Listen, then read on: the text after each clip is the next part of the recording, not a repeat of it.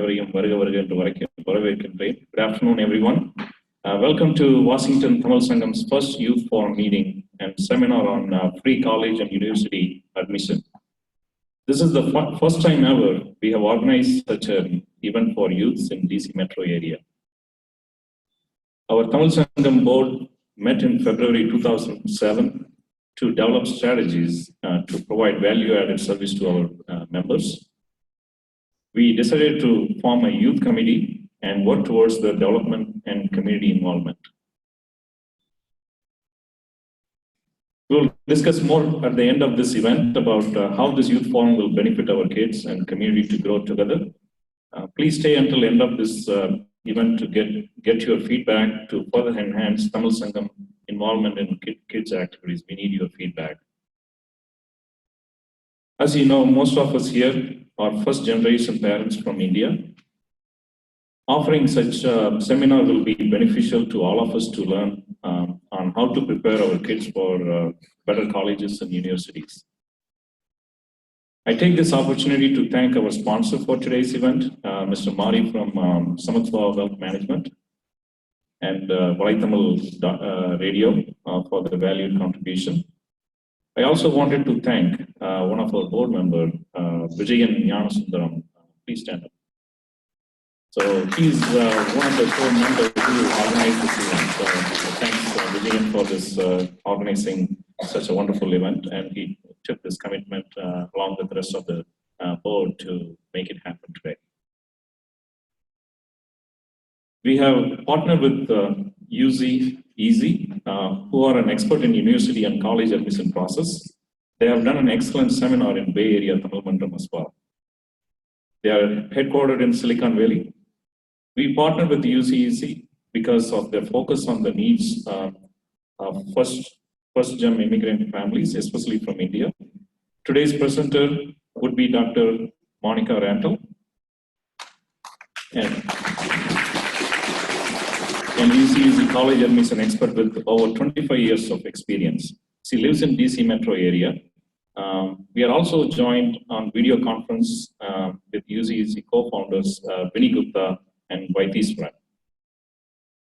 We have also shared that the web link on our Facebook, Washington Tamil Sangam. So those who cannot make it today can join this event through web TV.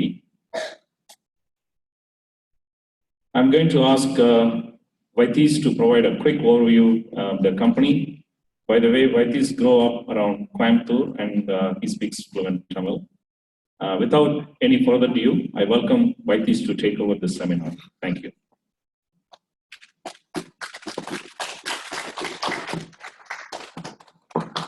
Ellarkum vanakkam.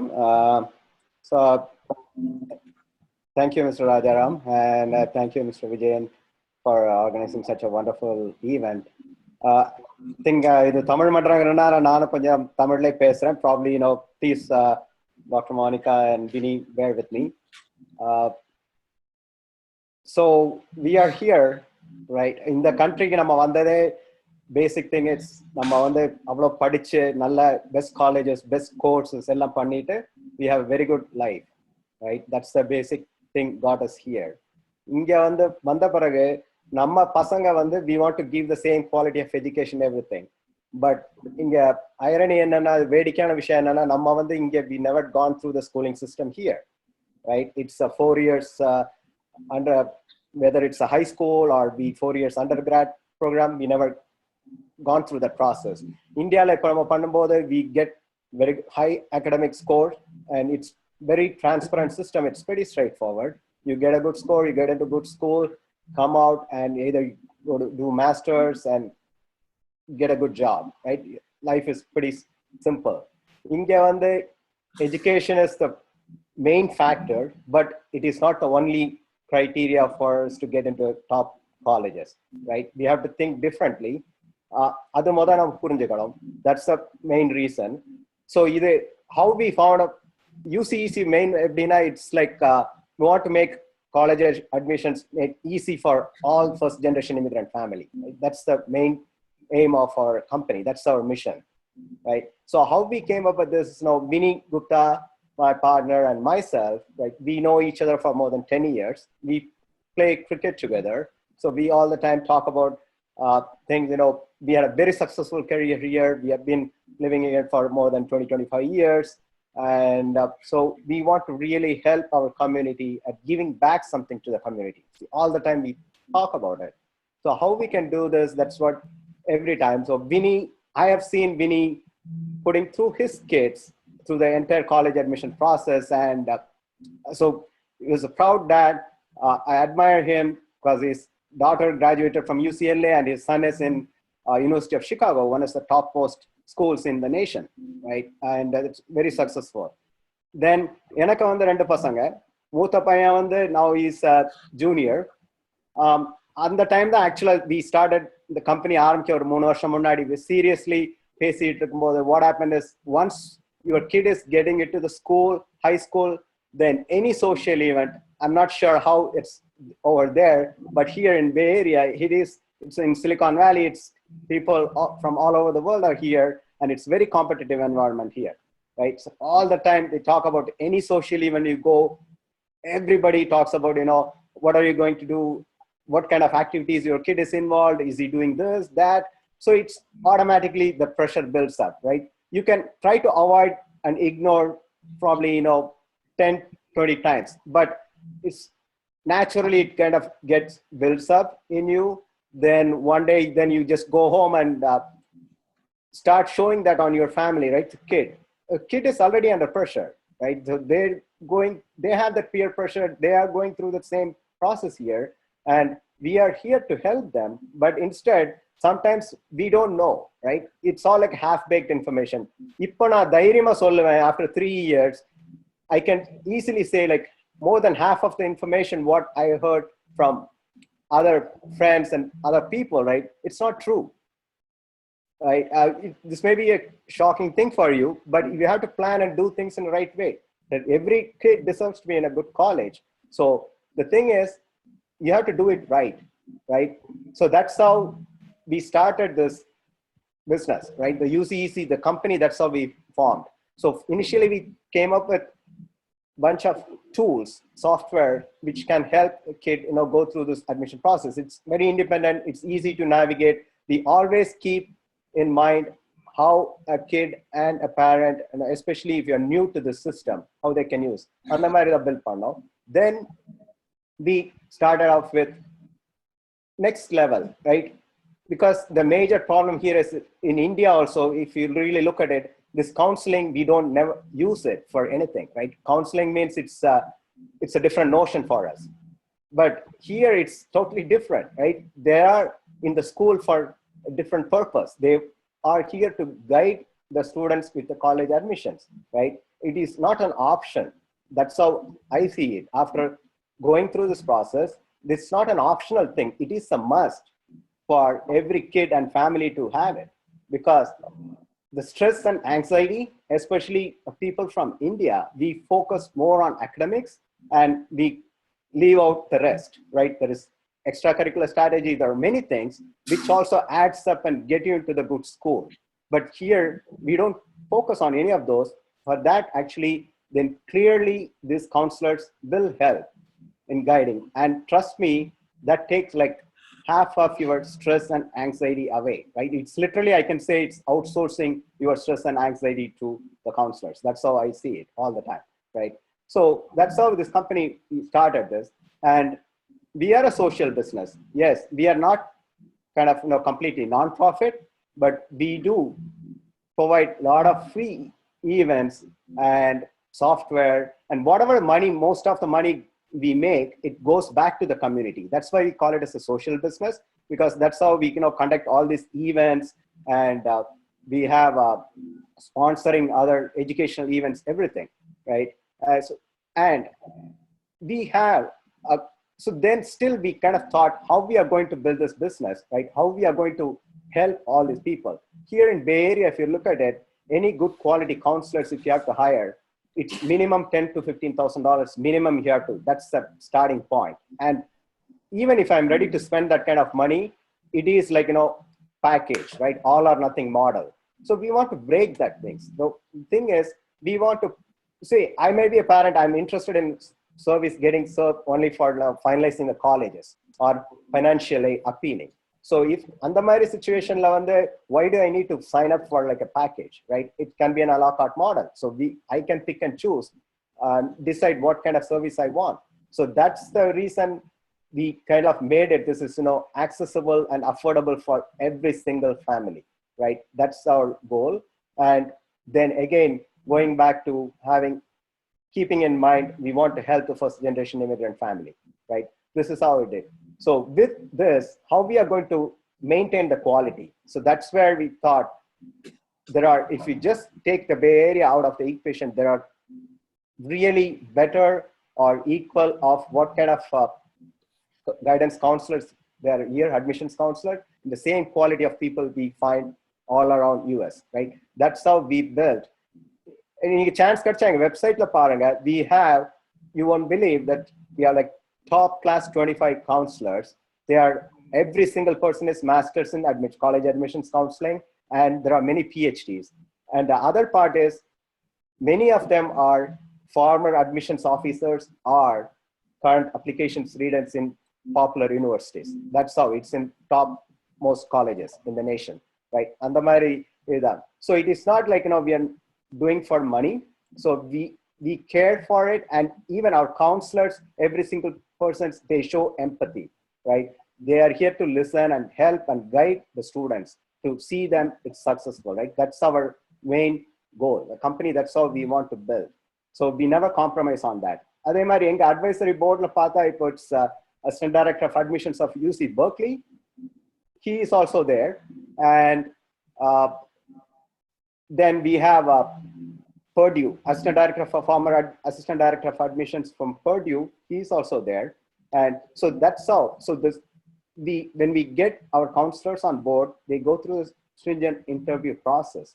As myself and Vinny, as a parent, we screen them, then we talk to our advisors, then only finally they get picked up. So that's how we guarantee the quality and the service offered by us, right? And lastly, we started, everything is going back to giving back to the community, right? So final thing is about Ucc Philanthropy. So we launched that last year. So our goal is we want to sponsor like 50 kids every year who are California median average low income families, right? So it's about $65,000. So whoever is making less money than that, we sponsor those kids and kind of help them with this college admission process. So we've been doing that since this year. So that actually gives more satisfaction. So even though we can see this as a business, but myself and Vinny and our counselors, they all see that as a service more than a business. So this is our main value we add, and this is how we kind of came up with this company. And the last final part is, because Vinny wrote an excellent article, we don't want kids to just overshoot or undersell, right? Just applying to various colleges and stuff. So he wrote an excellent article that got picked up by all the popular national magazines, right? Dailies, if you look at it, it got coverage in every single one, the major ones. That also you can check it on our site. Without any further delay, I just want to get Vinny going. So, thanks very much, Vaitish. And my name, as Vaitish said, is Vinny Gupta. I'm a co-founder of UCEC. And first of all, would like to thank again Vijayanji and Rajaramji for this opportunity to present or to share college admissions related information with the Tamilian community in Greater Washington, DC. So thank you so much for your partnership. So let me jump right into the agenda for today. So what we're going to do is that we're going to have our presenter, Dr. Monica Randall, who's in the room with you. I'm going to introduce her in a second. And she's going to have a formal presentation on the topic, which is the need to think differently when you think about admission to top tier colleges. And I'll talk about why in a second. So she's going to talk about that for 45 minutes. Then she'll take questions for about 10 minutes. then she'll invite me back and I can help you understand if you want to engage with a UCEZ expert for your child, how you can do that. And then Dr. Randall is going to take more questions and wrap up. So approximately you're looking at about an hour and 15 minutes from now. So let me talk about what is the core issue here. Why should you care as a parent? So you might be thinking, my child is doing great in school. My child is smart. So then where is the issue in terms of admission to top tier colleges? So please take a look at the chart. I don't know whether it's displaying well on your screen. So let me read the contents for you. Essentially what this chart, compiled by US News and World Rankings, these guys are an authoritative source on college admission related research in the US. So what this chart is saying is that over the last 10 years, the number of applicants to top tier colleges have become double, whereas the number of seats has remained constant. So the net result is that acceptances to top tier colleges, top ranked colleges, those are down by half. So take a look at this number here. If you can see my cursor on the screen, for the top tier colleges, which Dr. Randall will talk about, Harvard, MIT, etc., Johns Hopkins, the acceptance rate, meaning the percentage of students that are accepted, that rate is in the 8% average rate. For Harvard, it's closer to 5%. For Stanford, it's closer to 5%. It means that 1 out of 20 kids get accepted. Keep in mind that these kids are all excellent kids. So what does that mean? It means that our kids, my kid, your kid, our kids just have to compete against similarly high performance kids to be able to get to these top tier colleges. My goal, Vaitish's goal, Dr. Monica Randall's goal is not to scare you. We are here to share with you reality, but more importantly, to share with you a different way of thinking so that you can get ahead of this intense competition. So with that, let me invite Dr. Randall, but I wanted to say just a few words about her. She has about 28 years experience in college admissions. She was Vice President, Financial Aid and Admissions at a national level university. There are very, very few things in college admissions that she does not know. She lives, like Rajaramji said earlier, she lives in the Washington, D.C. area. So with that, please welcome Monica Randall.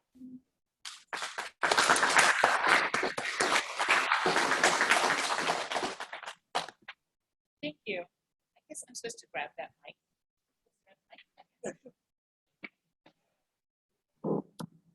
Thank you, Vinny, VK, and thank you all for inviting us here for this evening.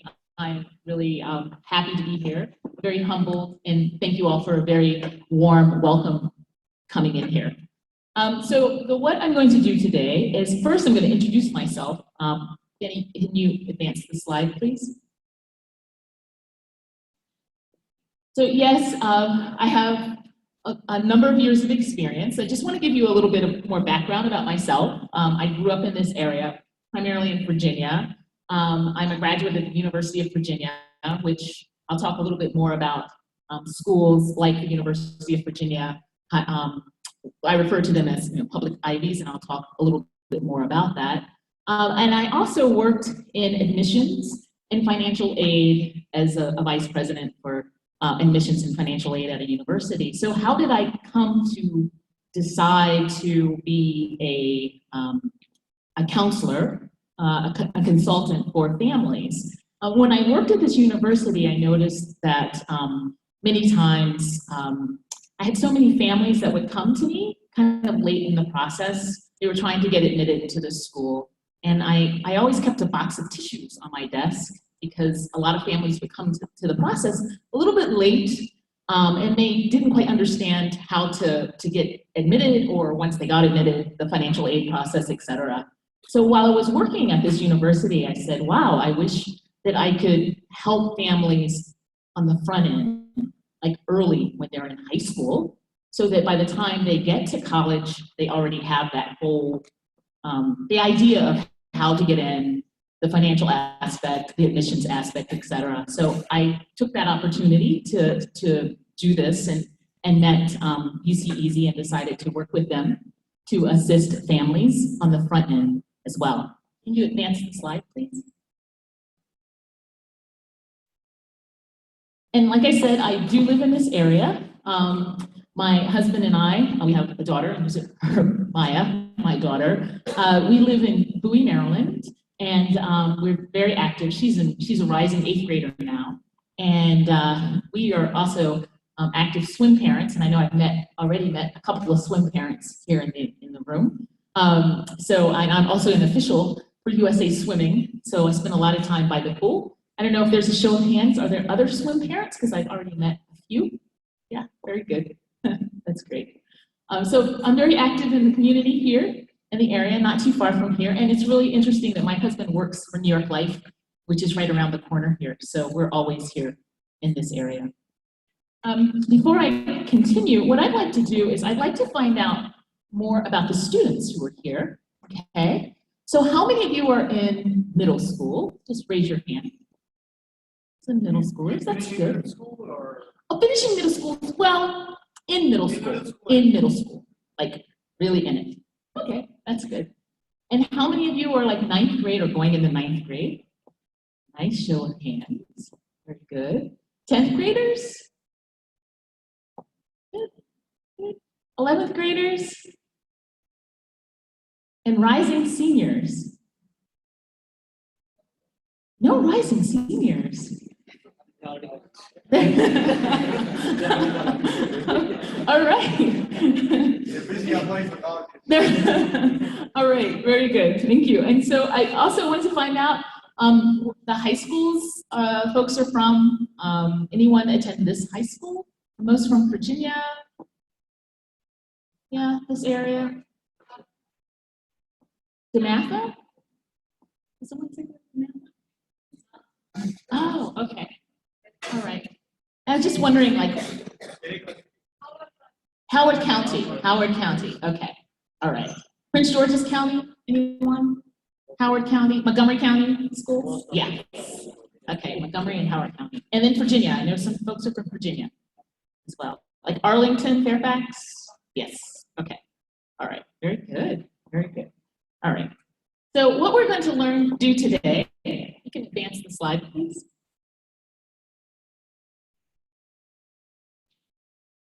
All right, so what we're going to do is we're going to talk about some of the science behind college admissions. I'm going to talk about the factors that schools use to determine who they admit, who they do not admit, and then I'll turn it back over a little later on how to get more guidance. When I talk about the factors, however, I'm going to do something a little different as well that I'm going to ask you all to kind of help me with. But let's just get started a little bit and talk a little bit about U.S. college degrees and what's available to students once they graduate from high school. Okay, typically after high school, there are pretty much 2 levels of schools that you can go to, and 2 types of degrees: an associate degree, 2-year degree, primarily from community colleges, right? And then you also have bachelor's degrees, so you have those opportunities as well. 4-year degrees from schools like the University of Maryland, University of Virginia, those kind of schools have 4-year degree programs. You can advance the slide, please. So if you look at the big picture, and I think this is something that might shock a lot of people, there are over 4,000 colleges and universities here in the U.S. That's a large number of schools. Okay, and they range in selectivity, which I'll go a little bit more into, but the very fact of the matter is that there are over 4,000 in the U.S. These are 2-year and 4-year colleges and universities that are available. You advance the slide. So I talked a little bit about the variety in terms of there are 2-year and 4-year colleges and universities. The other thing to kind of take into consideration is the fact that there are different types of schools out there. So you have liberal arts, you have those that kind of focus on that liberal arts, the humanities, the social sciences, those kind of focuses. And then you also have more of the comprehensive and research universities, like Johns Hopkins would be considered a university that's comprehensive, more of the research aspect. Oh, thanks. Okay. As well as University of Maryland, University System of Maryland, University of Maryland would be considered research as well. Some very popular state colleges and universities, and I kind of picked some that were popular in this area, are the University System of Maryland. So University of Maryland at College Park is very popular from this standpoint. University of Maryland, Baltimore County is rising in its ranks, becoming a very much more highly selective, popular school as well. University of Texas, Michigan, and UNC. These are examples of highly selective public colleges and universities, and we refer to these as sort of like the public Ivies. I mentioned that before, like University of Virginia is considered to be a public Ivy. So basically what that means is it's a school that has Ivy League caliber students and curriculum, but more at a public kind of price, okay? So it's highly selective, but it tends to be a public school. Next slide, please. And some very popular private colleges and universities, more from the Ivy League focus. These schools, of course, admit less than 10% of the students who apply. So they're highly selective schools. Some of them have names that you're very familiar with, like Harvard and Princeton, Yale, Penn as well, and Brown, Columbia, right? So these are very popular. They're private schools, Ivy League schools, and they do admit a very small portion of students who apply to those schools. So the admissions is very competitive to get into those schools. Okay, so we're going to talk about some of the things that they look at when we're looking at getting into some of these competitive schools. There are, of course, other private schools that are not necessarily Ivy League quality, but they're very competitive as well. A number of them are in this area. I tried to highlight some of them, like Johns Hopkins. I think everyone's pretty much familiar with them. Georgetown, GW in this area, Villanova, Swarthmore. So I tried to highlight some of those as well. So these also are other private colleges. The selectivity rate for these schools may be a little higher than 10%, but probably less than 10 to 25% of the students who apply will get into these schools. So they're highly selective as well, okay? So there are a lot of different factors that you have to take into consideration when you're looking at college admissions, all right? So getting into a top ranked college, okay? Let's talk a little bit about the reality of college advising today. Go forward, please. All right. So I pulled some statistics from this school, from this local school. And if you look at the student to counselor ratio at many high schools, nationally, it's about 476 students to one counselor, okay? Here in Maryland, it averages about 350 students to one counselor. That means that one counselor has to help or assist 350 students when it comes to college admissions. And I was really shocked. I actually pulled data from this high school that we're here to give an example. And this school has about 2,200 students. They have one college admissions advisor, okay? That's quite a lot. And the other thing that is really interesting about the reality of college admissions today, and this is kind of like a national statistic as well, about students receive about 38 minutes of college advising on average for the entire time they're in high school. Just 38 minutes of college advising, right? And about 60% of students report that they don't receive any college advising at all. And it's simply because of, the demand exceeds the supply of counselors that are at high schools, right? So that's pretty much the reality of college advising today for high schools, especially public high schools, big public high schools, right? So one thing I wanted to talk about are some of the admissions requirements.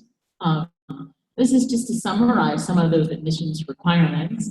Of course, we have the primary requirements, grades, things that we're all familiar with, right? So we're familiar with grades, academic courses that you've taken, exam requirements like SAT and ACT. Those are some of the primary requirements for admissions. Other things, a little more secondary, a little more subjective, are extracurricular activities, which I'll go into detail on, as well as being a leader, as well as essays, the importance of essays, getting recommendation letters, and demonstrating interest, having people demonstrate that they're actually interested in the school, okay?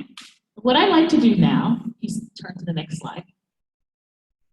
What I'd like to do now is I'm going to do a mock admission simulation, okay, with you, but I need 8 students to volunteer. 8 students to volunteer. Yeah, oh, come on up, just come on up. This is great, I'm glad we're getting a lot of volunteers. All right. Okay, I'm gonna set my mic down because I need to give them instructions. Okay, so one moment.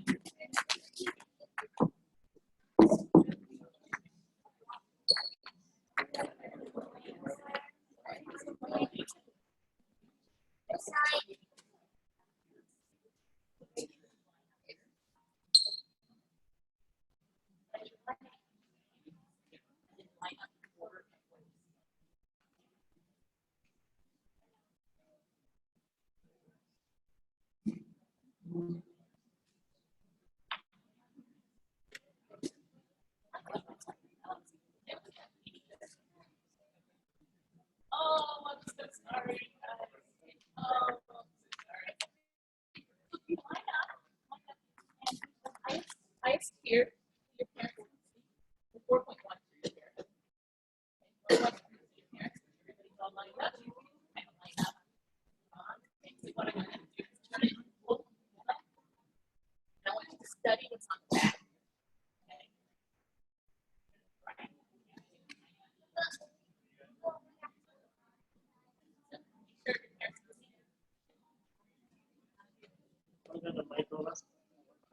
Right. I think I'm good. I think. Okay. I guess I can stand. I need to give them instructions. So I think I can go around the table. Yeah. All right. All right. So everyone can see, right? Everyone can see what they're holding. Can someone tell me what they're holding? GPAs. Yes, they are holding their GPAs. Okay. And let's see. I want you guys. Can you come forward just a little bit? Because you're going to have enough space to move kind of around. And if you just slide down just a couple of steps down that way, just a couple. Yeah, but stay in order. Okay. All right. So I'm going to read this. To you all, there are many factors other than the GPA, of course, that go into college admissions, right? So during this game, what I would like for you to do is to notice how some students will move closer to college admissions and others will move further back, okay? All right, now to the students, close attention, all right? As I read each statement, look at your card and see if that particular statement pertains to you. If it does, and I tell you to move up, you will move to your left. You'll move towards me if it's up. If I read the statement and I tell you to move down, you'll move to your right. You'll move further away from admissions, okay? So I am your admissions director, okay? And deciding on who will be admitted, right? You ready? Everyone's ready? Yeah? All right. Now, parents, what I'd like you all to do is to listen to the statements that I read, and I'll ask questions after. So just keep in mind and listen to what you hear in terms of how students move, okay? So right now, there's 4.1 at the top here, all right? All right? All right, so here we go. If you have taken an exceptionally strong academic program, move up 2 spaces. So move up, so 3.7 should move towards 4.1. Move in front of 4.1, 2 spaces, okay. There you go, yes, all right. If you clearly stated that this college is your first choice by making an early decision application and commitment, move up 2 spaces. If you chose psychology as your intended major, move down 1 space. If you chose Greek as your intended major, move up 1 space. If you do not know your teachers well enough to feel comfortable asking for a recommendation, move down 1 space.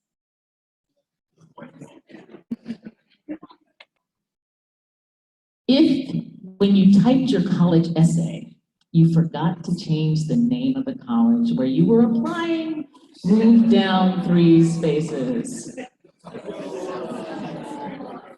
Okay. If you are a legacy at the college, you know what a legacy is. If you're a legacy at the college to which you were applying, move up 2 spaces.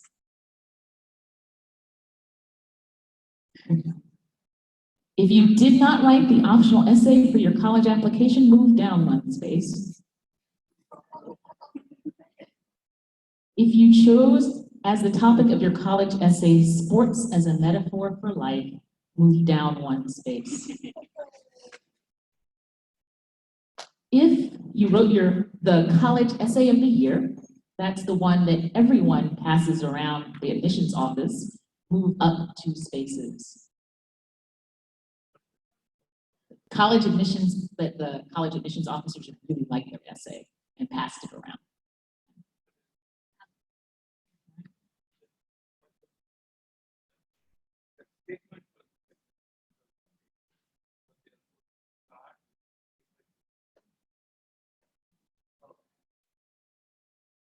Okay, all right. Oh, a legacy is your parents attended that school, okay? So some schools give kind of bonus points for that, sometimes.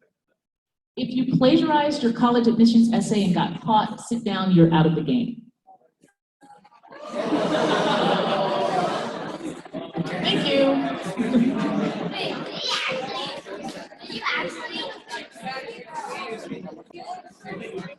I said, if you plagiarized your college essay and got caught, you're out of the game. He copied. Sorry about that. If you will be the first in your family to attend college, move up 2 spaces. Okay.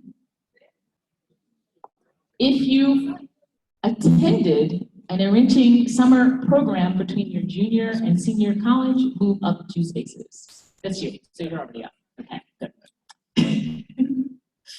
If you participated in no school-related activities, move down 2 spaces. If you participated in a significant college service project, move up 1 space. If you are an Eagle Scout, move up 2 spaces. If you are a varsity athlete and an all-region in your sport, move up 1 space. If you got a D in an academic course at the end of your junior year, move down 3 spaces.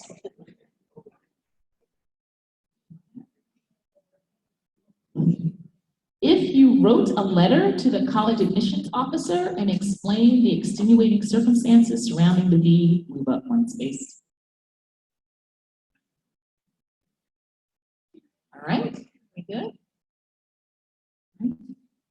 If you decided to protect your GPA by not taking AP courses offered at your school, move down 2 spaces. All right. And here's the last one, Okay, and we'll wrap up and I'll ask you some questions. If your last name is Newman and the name on the college library is Newman and it's not a coincidence, move all the way to the front of the line and stay there. That happens. Okay, all right. I said if your last name is Newman and the name on the college library is Newman and there's not a coincidence, move all the way to the front of the line and stay there. All right. Yeah, you're fine. You're where you're supposed to be. It's not a coincidence. You're good. All right. So what did you hear on this? What is it that you... So what were the factors considered during the game? Yes? Money was the first one. Money was a factor. Money was a factor there. Always gets a laugh. Anything else? Yes. Perseverance. That's a good answer. Why do you say perseverance?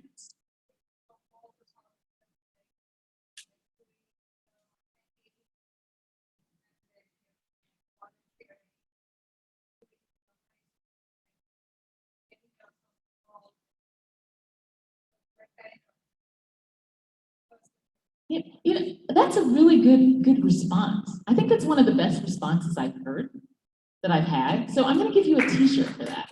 That's really, really good. That was really good. Thank you. Let me go get my T-shirt afterwards. Okay, you're going to get a T-shirt because you're the first person who's really kind of nailed it on it here. Okay. Anyone else? Yes. Your last name is Sean. Unfortunately, that happens.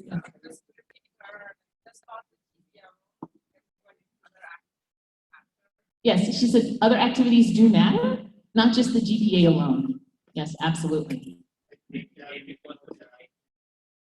Sorry? Yes? And taking great care when you fill out your application forms? Yes. And no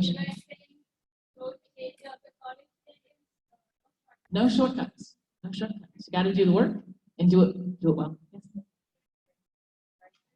Yes. The essays. The essays are very important.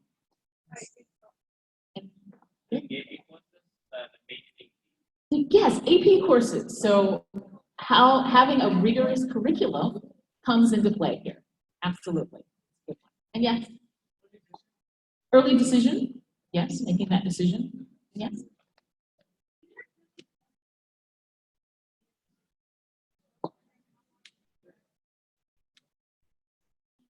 So the question is, I didn't really go into SAT and ACT, okay? Yeah. So test scores do make a difference, okay? Well, let's put it this way. From a highly selective school perspective, they do make a difference. You know, it's important, you know, test scores. So taking the SAT or the ACT and doing as well as you can is that you want to have something that differentiates you, okay? So yes, you want to have that balance. And you're right, I didn't talk about that at all. Maybe I'll add that next time. It's a good point. Yes? I noticed that I had to move down one space for choosing sports as a metaphor for life. Yeah, because, you know, the whole idea of an essay is, you have to do something that's very personal. And my example is that so many students do it that college admissions officers, yeah, it's, you know, it's kind of cliche.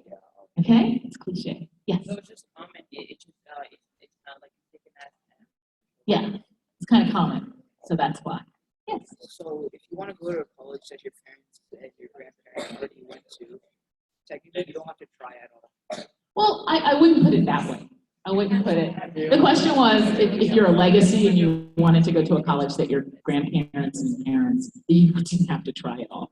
I wouldn't quite put it like that. I think that you know, you always want to give it your best effort, even if you are applying to a school. It's not a shoe. It's not a shoe-in. It's not sure that, you know. But you always want to. You also always want to persevere and give it your best effort. All right. Yes. Yeah. You know, psychology. It's just an example that so many students who don't really know what they want to major in, they choose psychology. A lot of students do. Majors do matter, and it will depend on the student. depend on the school, but majors can be a factor in determining who comes in, who does not. So the question is, when we started, yes. Yes.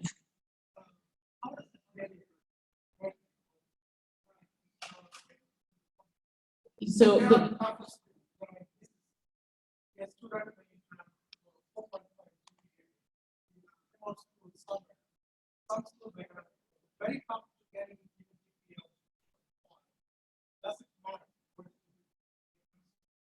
do colleges consider how tough the curriculum is and where they come from? The colleges do consider where they come from and how tough the curriculum is. Okay, that is a consideration.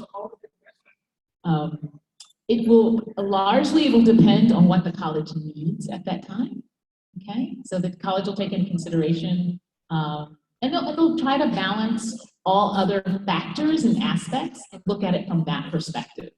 Okay, that's what they do. All right. So when we started this, yes.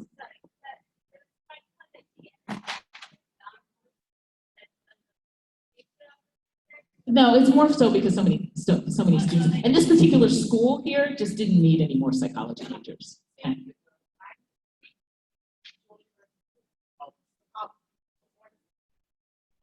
It was just an example of this particular school may have needed someone who's a week. I was the admissions officer, and it could be that, hey, we need some more people. It's a little different. Okay.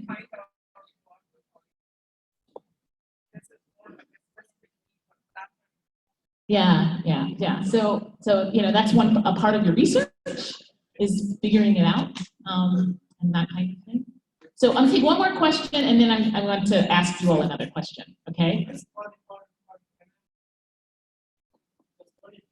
Yes, it is very important, and I was going to go into that. Okay, the admissions criteria here does not take into consideration the financial status of the family. I didn't add that in there at all. Okay, but it is a very important. It's more important from your perspective, of course, understanding the cost of attendance and how you will weigh that.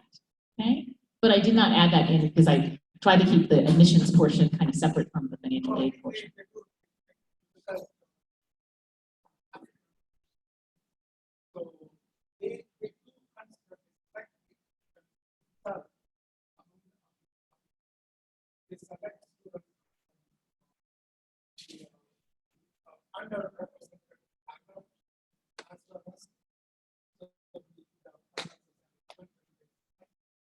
So financial status can come into play. It depends on the school, once again. Okay, so it's going to really come into play when you look into the school itself. It will depend on the school itself.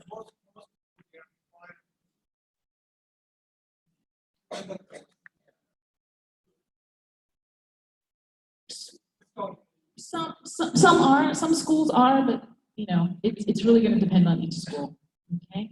When we started this, didn't you have some certain assumptions about the grade point averages where you pretty much, hey, the 4.1 is going to be in, right? Yeah. Everyone had that as sort of that assumption. So does having a mediocre high school GPA mean that you're out of the game?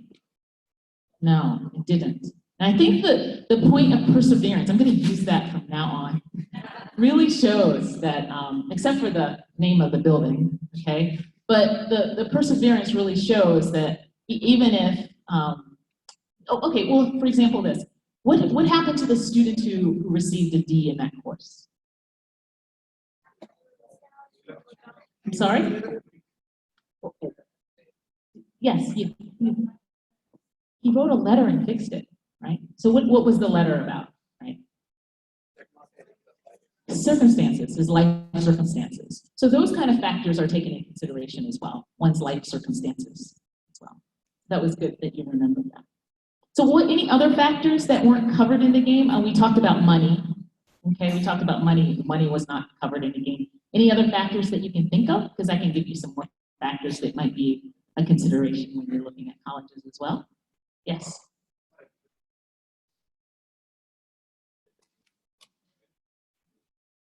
Yes, absolutely. I'm sorry, say that again. it's going to, once again, it's going to, what type of specific courses will be useful for the students? Oh, yes, yes. So I did mention the whole concept of enrichment, right? That, once again, will depend on the student and the student's interest, right? But the whole idea is it's not just looking at it from the GPA and the test score. That take into consideration how important it is to have those extracurricular activities. It's very, very important when it comes to admissions. And I think the game kind of shows that as well. Okay, couple more factors, and then we'll move.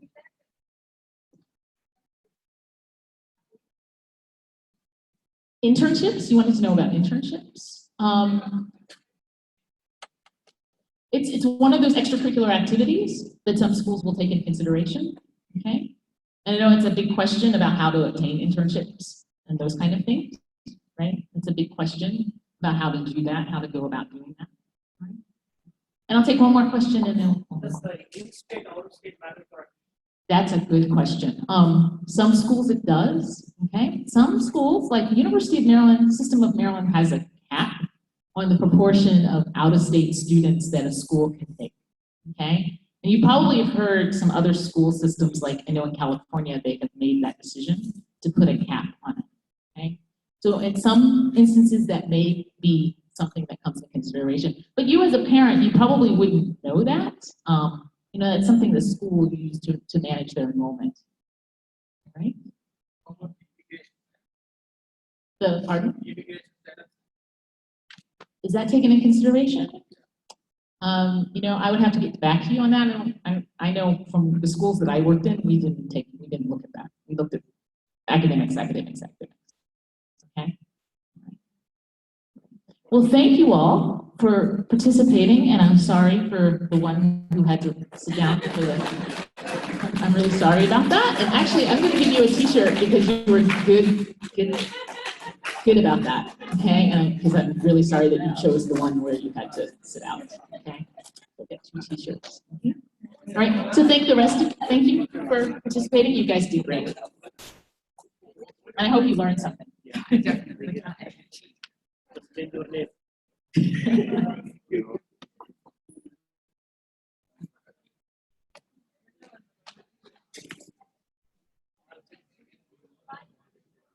All right.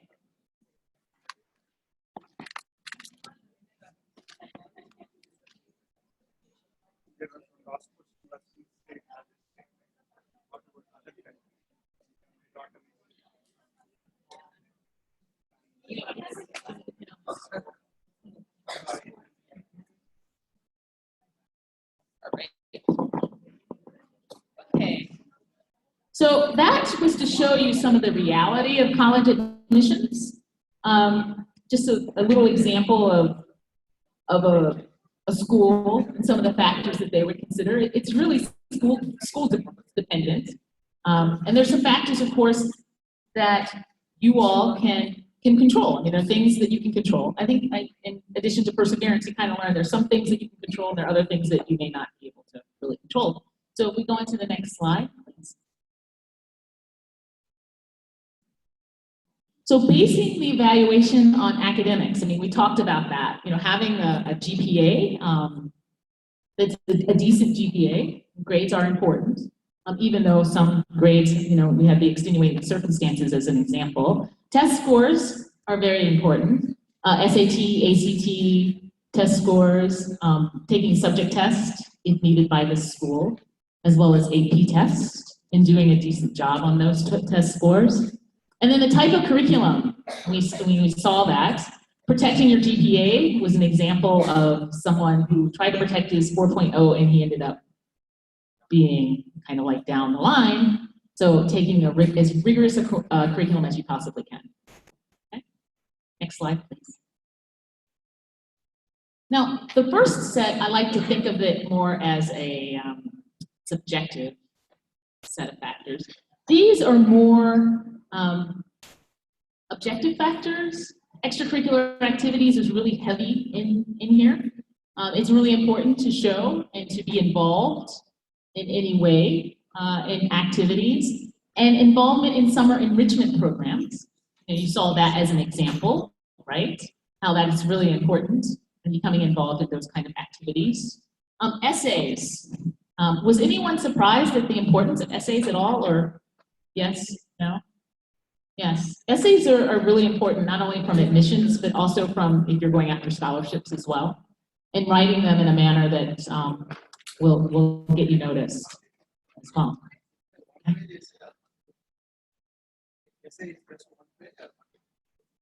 It will depend. Essays range in length from small, like 350 words, all the way up to 600, 650 words, okay? All right, so they range in length, okay? So I'll take one more question, and then I'm gonna hold other questions for let's hold the questions for the rest of Q&A, okay? Okay. It's great, you all have a lot of questions, it's really great. All right, next slide, please. So personal qualities, I think the good example of, those kind of personal qualities that stood out are very important. Recommendation letters, what did you learn from the admissions simulation about recommendation letters? You should know your teachers to kind of ask them for the proper recommendation letters. So having good recommendation letters. And demonstrating interest, showing that you are interested in that school is really one of those factors that come into play. And it may be different than say, you may be used to, but showing that you are interested in that school is really important as well. Next slide, please. All right, so just going back, just as a recap, grades and academic courses, the courses that you take in high school are important. Exam requirements and understanding what those exam requirements are, SAT and ACT requirements. And all the secondary things taken into consideration is extracurricular activities, summer enrichment programs, leadership and awards, essays, and demonstrating interests. And of course, having those recommendation letters as well. All the things that are really important to take into consideration. All right? Okay. One of the factors that I didn't talk about in the admission simulation, which I think is a really important factor as well, to take into consideration are the financial aspects. Okay, knowing the cost of attendance and how to kind of balance that out is really important, and not so much from the school's perspective, but more from the family's perspective, being able to balance out from the financial aspect as well. All right, so the whole idea is to not only think differently, but to kind of think holistically about the entire process. And that's what the simulation game was designed for. It was designed to get you to think from a holistic standpoint and not just, and I don't mean it to minimize it, but not just the grades and test scores and that kind of thing. Look at it from a broad perspective and think about it from a different angle than you might have before. All right. So now, if there are any other questions, I'm going to make sure I remember who to give t-shirts to. Yes.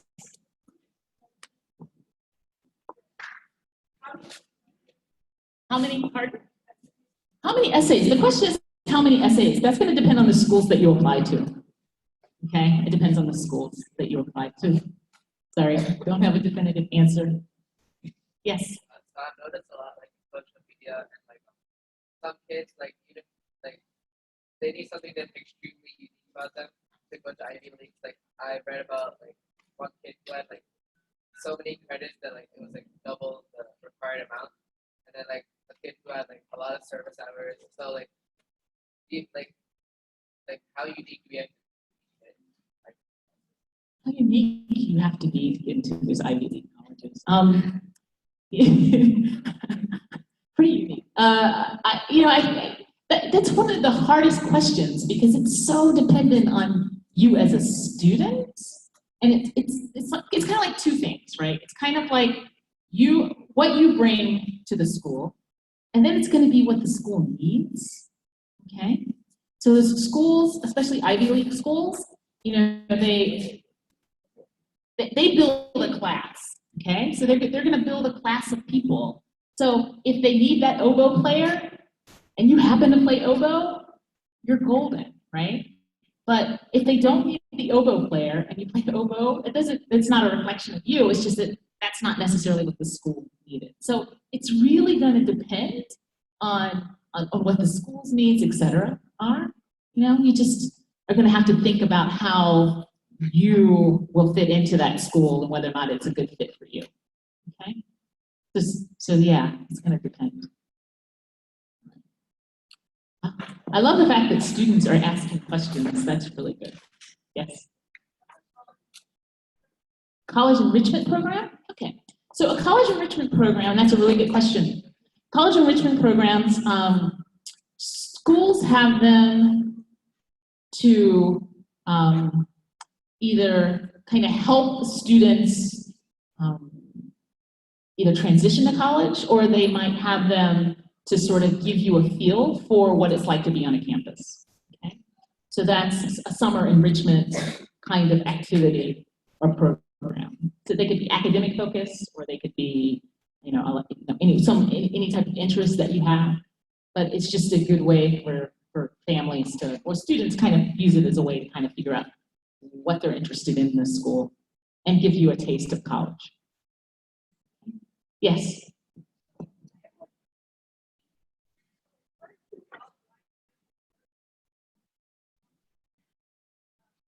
So the question is, where do you draw the line between your interest and what the college wants in a student? Wow, that's a really good question. Geez, how do you even answer that? Because, you know, I just think you have to find what fits you. I always talk about fit, you know, and it's finding out where you will fit into the school, and if you're going to be comfortable going there, if it's the kind of school that you want to go to, because you are the consumer of that product, the education. I mean, I don't like to put education in that perspective, but you really are the consumer. So being able to balance what your needs are and go from there. Okay. Yeah, Monica. Yes. So if I can just quickly add to that one, so the question that I heard is that how do you balance your personal interest with what the college is looking for, right?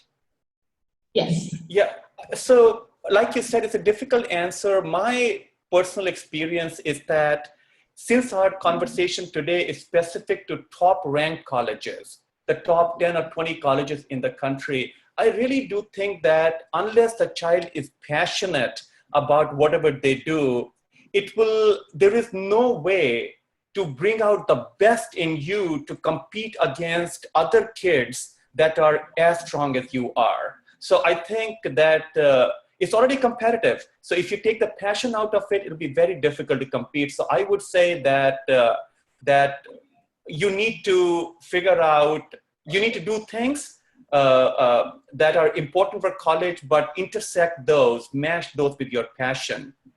I think it's very, very important to understand that you are competing against other kids that are also strong. So without passion, it'll be very hard to put your best foot forward. Yeah, and that's a good point about the whole concept of passion and competing against other kids that are equally as strong. Yeah, that's a good point. Yes. Oh my God. Yes.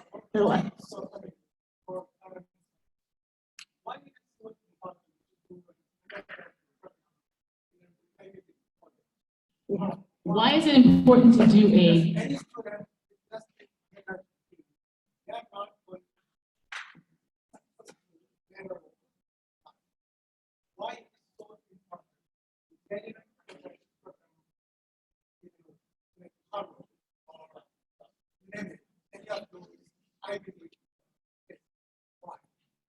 Why is it, the question, Vinny, is why is it important to get into an Ivy League school? Undergraduate program. Do you want me to answer that? Yes. Okay. So I think to the gentleman who asked that question, I think it's a two-part answer. The first, I think, is it's a matter of personal choice. I don't think that either that UCEZ, Dr. Randall or Vaitish or I don't think that we're going to say to anyone that Ivy League is the only way to get undergrad education. I think there is a perfect fit college for every child. It could be an Ivy League, it could be a community college. Child is very different. And we can talk more in detail about that. I think the second one, though, if I provide the perspective for why Ivy Leagues, and again, to the gentleman who asked that question, you need to make your own call with respect to your specific child, because as the parent, nobody knows your child better. So, but just the perspective on Ivy Leagues is several-fold, the positives for them. The first is that the brand of an Ivy League attracts better quality faculty. It's almost like saying that the corporate brand names where people want to work, those keep changing. Like, for example, in Silicon Valley right now, the Google, for example, or Facebook, these are the big brand names, but they keep changing. So just like the people that work in the corporate world, we are attracted to brand names, the same way faculty is attracted to brand names. So whether it's fair or not, Ivy League colleges attract better faculty. The second is Ivy Leagues attract more stronger students for the same reason. And I personally think there is value. College education is not just what you study in the classroom with the professors. It's also what you learn from your peers. And if the quality of your peers is better, there is that learning through induction, all of that social element in dorms, in the Central Park, etc. If the quality of the other kids around you is different, I think it makes a difference. The third piece here is the quality of your alumni network. And I think it's hugely important, especially if you look at it from a first generation immigrant perspective. I don't know how many of you agree with what I'm going to say. See, when we left India, we left one of our biggest resources, which is our network through the college especially. So the colleges that I went to, the people that went with me to college, these people are senior IAS officials. They're CEOs of companies. If I were in India and I needed something, in most cases, I make a phone call, right? Not here. We lost all that network. So the Ivy Leagues, the networks are very strong and they last a lifetime. And they will help you in a job search. You're doing a business. You need contacts. It helps you with that. You want to get into politics, which I hope some of our kids do. So the network is really important. So I would say, long answer, sir, to your short question. Number one, personal choice, we just don't believe that if you don't go to Ivy League, you're a loser. I think that's a false proposition. The second is that Ivy Leagues do have positives in the three areas that I talked about. He gave you a thumbs up. So. Yes.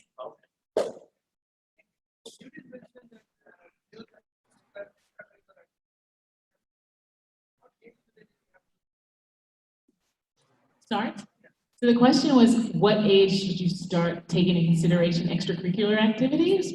I really think in the 9th grade is when you start, okay? Definitely by the time you're 10th grade, you should have some idea, okay? The rubber hits the road. I mean, 9th grade is, one of those transition years for students, but definitely it's not too early to start in the 9th grade for extracurricular activities. So the question is, how important is it to align it with your major? Yeah.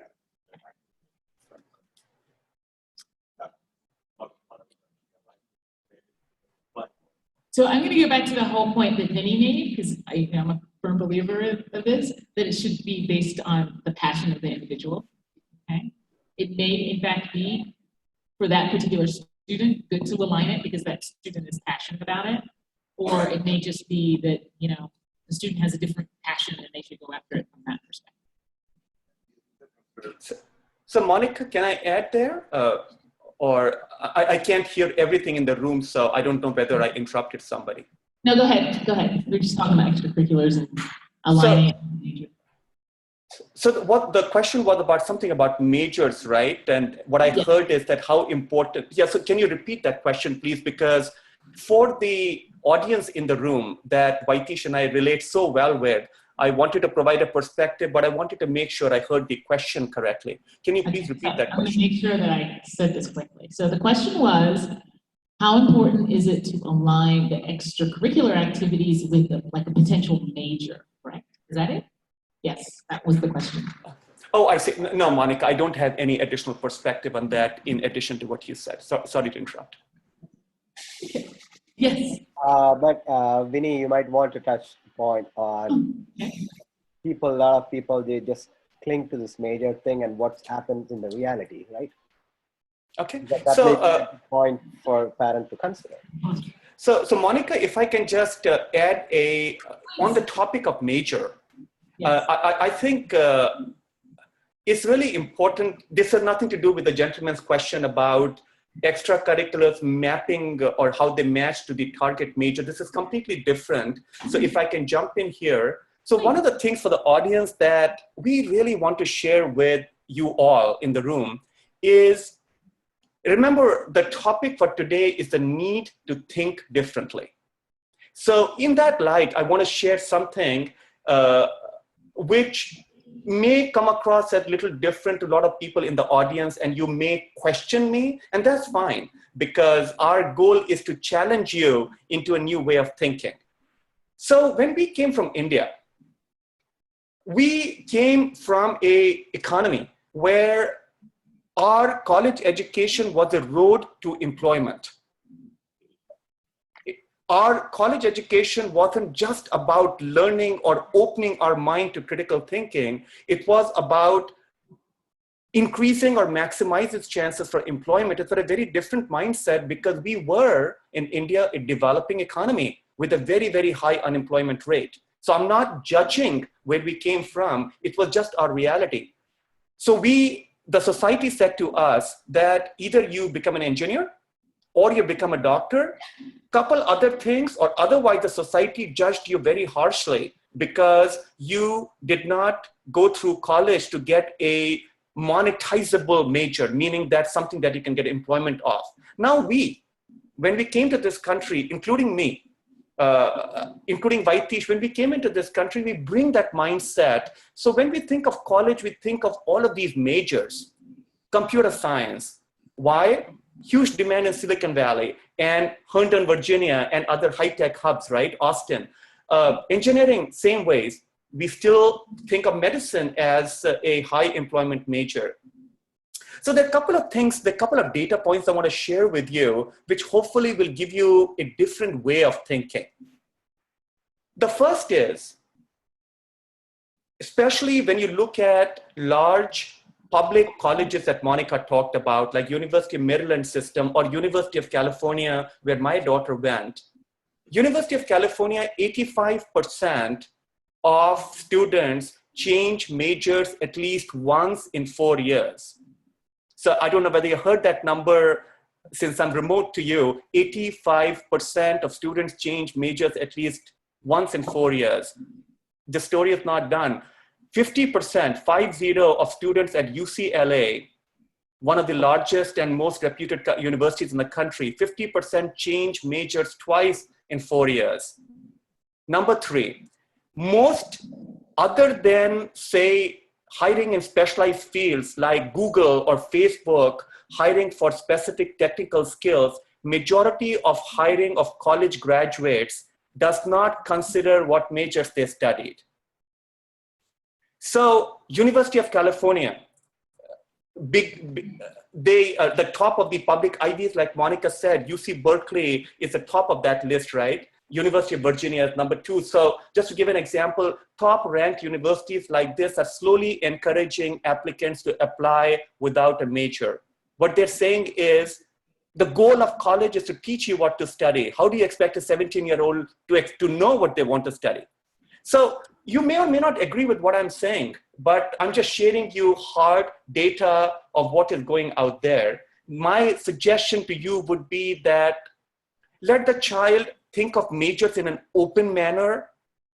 Think of something called undeclared major wherever it's an option. Undeclared meaning you just want to go to that college, that university, or to the college within that university, and you will decide then what you want to study. Keep that as an option. right? Now, having said that, the last point I want to make is, and here is where parenting comes in. I do believe, and there is data around this, that about 15% of kids, 1-5, are very clear what they want to study.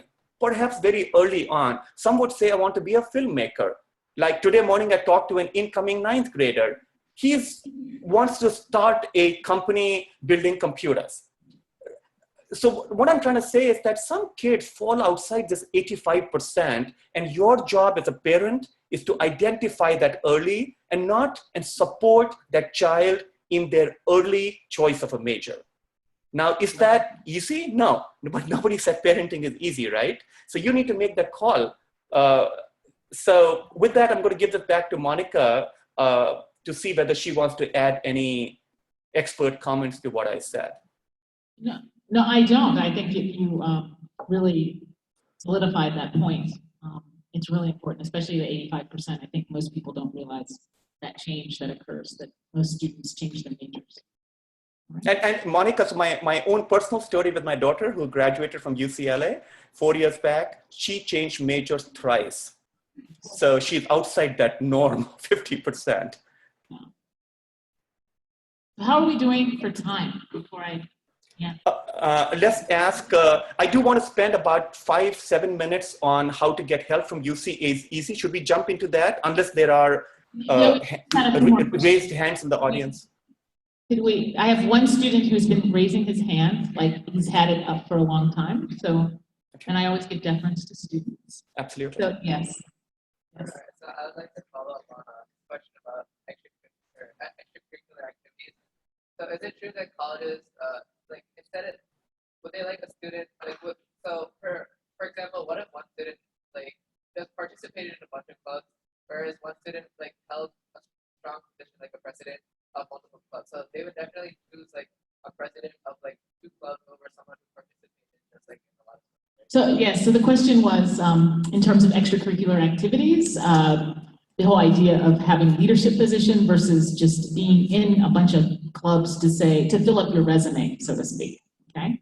Leadership is the focus and is something that schools do take into consideration, okay? And it all goes back to showing a leadership, you're showing your passion. So showing the passion through being a leader in that organization, all right? Okay. So now should we move to you? Yeah, okay. So, another question to answer. I'm sorry, Monica, were you saying something? No, I'm just telling them we'll have another Q&A after, right? Okay, cool. So before I get started, so what I'm going to talk about now is, excuse me, for those of you who are interested in getting help or guidance from someone like Dr. Monica Randall, I'm going to talk about, but before I do that, Monica Randall would be distributing feedback forms shortly, one per family. You don't have to do for everyone in the family. Please do fill that because it'll help us improve for future. And like Monica said, she'll take more questions depending upon the time we have. So Rajaramji and Vijayanji can guide Monica on that. And then once the event is over, Monica will be around for a few more minutes for those of you who just want to talk to her one-on-one. So let's talk about how UC Easy can help. So what we learned today is that admissions to top tier colleges is a lot more than GPA, test scores like SAT or ACT, and choice of majors. There are so many other factors that go into it, several of them non-quantifiable. Vaitish, when he talked early, he talked about how we as first generation immigrants, parents, even though we are really smart people, and I believe that, since we are not familiar with the college admission system in this country, it's very hard for most of us to help our children. And Dr. Randall talked about the state of affairs in our public high schools where there are few, if any, college admissions help available to our children. So where do our children go? That's where we can help. So what we can do is that we have a team of college admission experts, also called counselors. Dr. Monica Randall would be an example of them, an excellent example of those. So what you can do is that you can talk to us after this meeting today, at some other time in future, you can contact us and I'll share that information. That information is also on the flyers sitting on the flyer desk. So you can call us or email us and we can help you connect with one of our counselors for personalized one-on-one guidance or coaching. So someone like Monica would actually sit down with your child and help them through the entire process, starting, if possible, starting all the way from 8th grade. Now, does that mean that 10th grade is too late? No, it's not. It's better late than never, but earlier is better. And we can even help you if the child is in a community college looking for a transfer to a 4-year college, or if you have a relative in India looking to come to US for 4-year college. We can help with all of those. So we have curriculum, specific agenda designed for each grade in what we cover. And when you work with us, someone like Monica will essentially hold your fingers or hold the child's finger and literally guide you through that process in terms of making the right decisions, which are very important for 8th and 9th and 10th grade. So you lay the right foundation so that you become the most competitive when you apply in 12th grade. So we help with that. We help you stay on track for what to do when. And above all, we take away the stress from that process. So which in turn, you would realize that it actually helps the relationship within the family. Otherwise, it's amazing and very sad to see that this college admissions pressure, it creates so much of stress within a family in an otherwise beautiful family. So we can help in any different areas you can go to this link here or just go to our site, ucec.com. The section is called Union to learn more. And the way we work is that to keep it simple for you, that you can start with 1-hour consultation with one of our counselors. You don't have to commit to a long-term plan or to big money and all that. See whether you like counseling, see whether you see value. More importantly is to see whether you like the counselor. And then after that, you can upgrade to the next level. And in terms of contacting us, you can email us here or you can call this number. The one thing I wanted to share with you, and I wanted to thank your management team for the Tamil Sangam, that they talked to us and they've negotiated a 5% discount for any members of the Tamil Sangam community. So thank you, Raja Ramji, for that. So I talked about the curriculum in terms of what we cover. This is also available on our website completely for free. So even if you don't engage with us, this could be a roadmap for you to guide your child.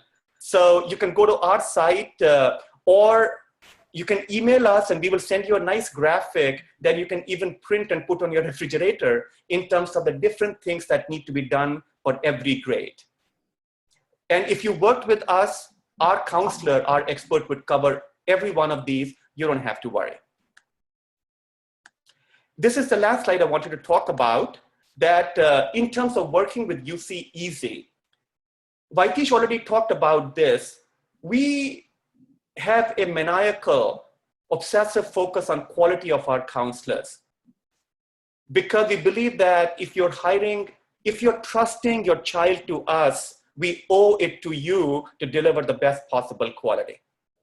And that's quality we stand behind. You start working with us. If you don't like the counselor, we'll change the counselor.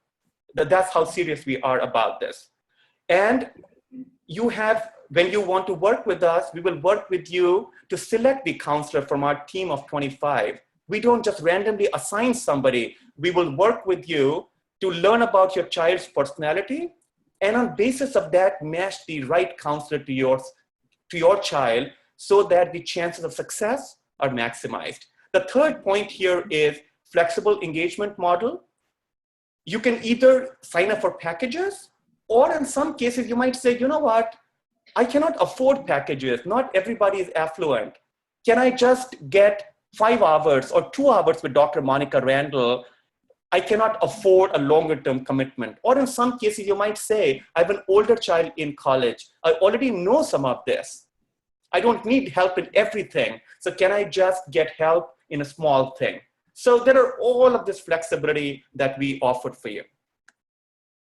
There are some other free resources available to you. On our website, in the events section, you can learn about free webinars. For example, we have a webinar, an internet seminar, just like you're talking to me. On next Sunday, we'll talk about college essays. So very important for 11th graders and any 12th graders or 12th kids that will get into 12th grade in August. Very good resource. Recordings of past webinars are available to you for free on different topics. A lot of the questions that were asked today, they're actually covered in these webinars. And then if you go to our Facebook page, every Friday, we answer, one of the counselors like Monica would answer a question like, how important are essays or majors or whatever it is. So with that, I'm going to hand it back to Monica for additional questions, and Vijayan and Rajaramji, you can guide her. How much time do we have left? Please do fill out the feedback forms, and from both me and Vaitish, we would like to say big thank you to your management group and to the listeners for giving us an opportunity to be with you today, and please accept our very best wishes.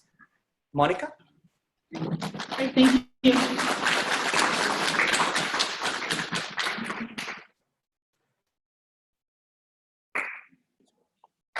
I just would like the opportunity to thank you all for inviting me here. Very good, very nice, and thanks.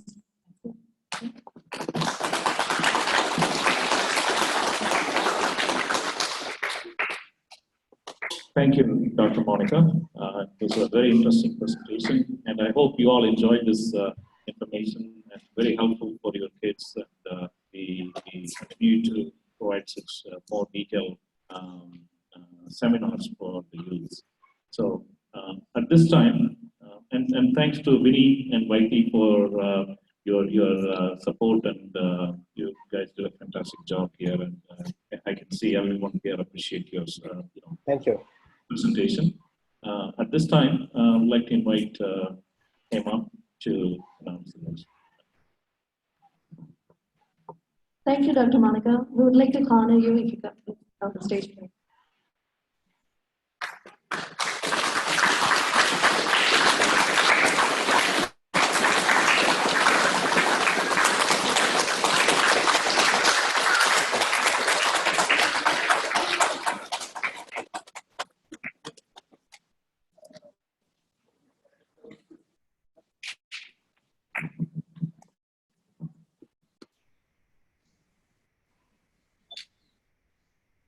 Thank you.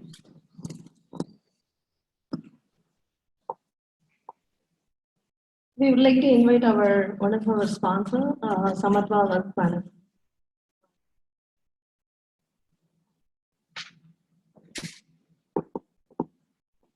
Thank you. Thank you for giving the opportunity. I know maybe because of this lack of time, I know they didn't cover the finance aspect of it. Since I'm an independent financial advisor, I just want to quickly run through the numbers, how much it costs. I think it definitely will be helpful for your planning, financial planning for your kids.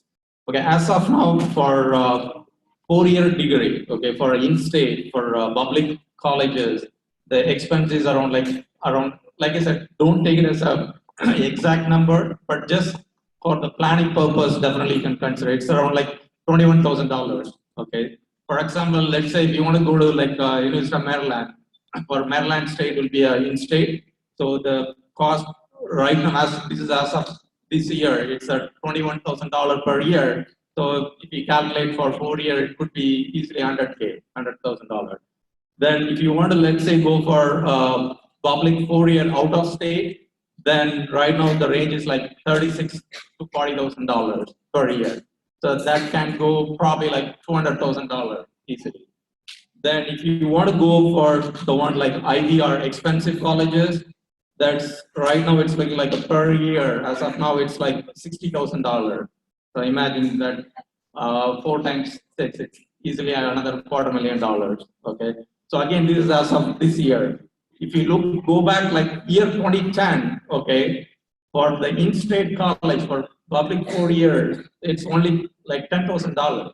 So imagine just 6 years, the expense jumped from $10,000 to $20,000. It's doubled in 6 years. So imagine if your kids are in 8th grade or 9th grade, see, we still have another 4 years. And as you know, the college expense are like increasing is exponential. Just go back and check your paycheck, our paycheck. Do you think our pay doubled in last 5 years? No, right? So imagine the inflation, the college inflation, it's jumping like anything. So please take into consider the college expenses, okay? So for that, I just want to quickly go through some of the tools available. So you can definitely you can check. So for the state of Maryland, you can definitely go and check. It's Maryland529.com. So basically, it's a 529 college savings plan options. Then for state of Virginia, they have a Virginia529.com. Okay, both of them they offer kind of two type of plans. One is a prepaid, and another one is like an investment plan. Okay. So for the prepaid, basically you have to pay in advance. So for example, right now for Maryland, they're charging like you have to pay like a 50 grand in advance. I know it's the prepaid. It may not be suitable for everyone because I know as a family we kind of run our paycheck to paycheck. It will be very difficult. But if you have an excess savings which you can afford, then definitely I would recommend you can go for that option. It's a prepaid because the good thing is remember that liability is with them. It's not because they have to provide the money when your kid is ready to go to college. Whatever the expenses, they cover it. Okay, so that's the advantage for the prepaid. And the good thing is they cover for the in-state. So because it's a state of Maryland, they pretty much 100% cover, irrespective of whatever the jump in the expenses. Then even the out of state, they kind of give you back whatever you paid plus the reasonable amount of return. So you can use that money for even out of state and other colleges too. Then there is another option is it's not a prepaid, it's kind of a invest options, college investment. So basically you have to every year you kind of contribute like $4,000 or $9,000, whatever the amount you can contribute, you can just saving every year. The good thing is you get a tax deduction. So for Maryland, actually you can deduct up to $2,500 from your state tax deduction, and for Virginia, actually you can even deduct even $4,000. So the good thing is with these options, the 529, you get a state tax deduction plus the earnings are completely tax deferred. So when your kid ready to go to college, you can completely withdraw the money. You don't have to pay any taxes because it's different. Because for our 401k and IRA, even though it's a tax deferred, but when we retire, ultimately we have to pay back the taxes. But for this 529, it's a great tool. You can definitely encourage to take an advantage. Okay, then in addition to the 529 thing, there are system called it's a student loan. Actually, I worked on the student loan. The backend system, it's managed by the Department of Education. So I worked for that for almost 10 years. So I know how it works. So primarily as a parents and for the kids, we can apply for direct loans. It's called direct subsidized and direct unsubsidized loan. And you can apply for every year up to $5,000 to $12,000 per year loan. Okay. So this is sometimes, let's say if you don't have money, you have to go for a loan option. This is run by the Department of Education. This is better than the private run banks. Okay, their interest rates are right now. It's as of this year, it's around 4%. And for parents, we can also take loans to support our kids. It's called direct plus loan. You can also for that you can kind of fill whatever the gaps. Let's say for this year you have only $20,000, but it costs $40,000. Then you can apply for this direct plus to fill that gaps. And right now the interest rate is like looking 7%. And you can go to the website, it's FAFSA.com. Please go and check. You can find about all these information about how to apply for this loan. So basically, you have to submit an application, then you can run through that process. Then, in addition to the student loans, I will strongly recommend you guys check federal grants, because the government also provides. There are a lot of grants. It's called Pell grants. I know it's based on your income. If you are making tons of money, you may not be eligible, but I'll strongly recommend you can check that. Then there is a FSEOG, that's another supplemental federal loans grant. Yeah, the advantage is between the grants versus the loans. The grants you don't have to pay back, okay, which is a great thing. So I'll strongly recommend to check that. And plus, there are a lot of aids from state government, just like the federal. Please check the state government aids. Then also they talk about a lot of colleges. Then a lot of colleges, they also offer aids like grants. So once we decided, okay, this is the college, then I will strongly recommend check with that college and find out whether they provide any grants or any aids. Okay. Then finally, I will also strongly recommend there are a lot of non-profit and foundations. They offer a lot of scholarships and grants, whether it's based on need-based or it's a merit-based, because sometimes our students, your kids may be excellent merit record, so definitely your kids may be eligible for those type of foundation scholarships. Okay, those money you don't have to repay. So that's definitely please take a look at that. So I think I kind of running through the. All I'm saying is when it comes to your finance side, so don't think it's only as a parent we have to pay everything out of your pocket.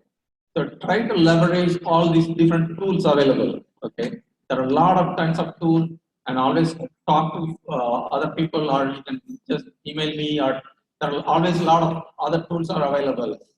And I would strongly recommend, even maybe for your current kids, if they're in middle and high school, maybe it's a little bit late, but still definitely it's not late. You can always start investing or saving money. And for definitely your kids, your even younger kids that are in elementary school, try to start planning now, because in the finance side, the compounding is a very great tool. Okay, basically start saving little bit, because the compounding does the wonders. But by the time they reach the college, you'll definitely have a reasonable earnings. It'll help your reduce your financial burden. Yeah, I think that's all I want.